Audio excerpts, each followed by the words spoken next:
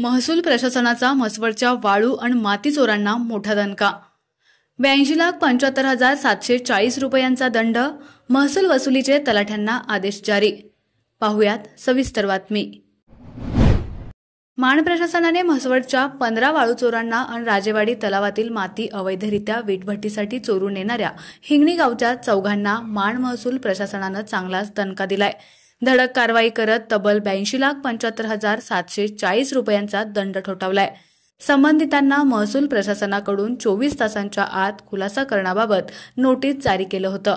मात्र महसूलकडे मर्यादित कालावधीत कोणत्याही प्रकारचा खुलासा न आल्यानं तहसीलदारांनी तलाट्यांना संबंधित वाळूचोर आणि वीटभट्टीसाठी अवैधरित्या माती ओढणाऱ्यांकडून महसूलची वसुली करण्याचे आदेश जारी केले आहेत। मान तालुका डिजिटल मीडियातर्फे याबाबतची वास्तव परिस्थिती महसूल प्रशासनाच्या निदर्शनास आणून देण्यात आली होती। राजेवाडी तलावातून उत्खनित होणारी माती शेतीच्या नावाखाली ही दिवसाढवळ्या महसूल प्रशासनाच्या डोळ्यात धुळफेक करत वीटभट्टीवर नेऊन ओतली जात होती।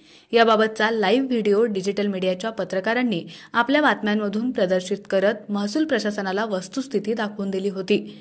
त्याचबरोबर मासाळवाडी, राऊतवाडी, वाकी, वरकुटे, म्हसवड या भागातील माणगंगा नदीपात्र पोखरून नदीचे चारित्र्य हनन करण्याचं काम या भागातील वाळूचोरांनी केलं होतं।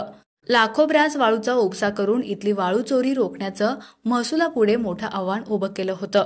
याबाबत देखील पत्रकारांनी जबाबदारीपूर्वक बातमीदारी करून म्हसवड भागात होणारी वाळू चोरी महसूल प्रशासनाच्या समोर मांडली होती। डिजिटल मीडियाच्या माध्यमातून लागलेल्या वाळू चोरी आणि वीटभट्टीसाठी होणाऱ्या अवैध माती चोरीबाबत बातम्यांची दखल घेऊन महसूल प्रशासनानं वाळू आणि माती चोरांना चांगला दणका दिलाय।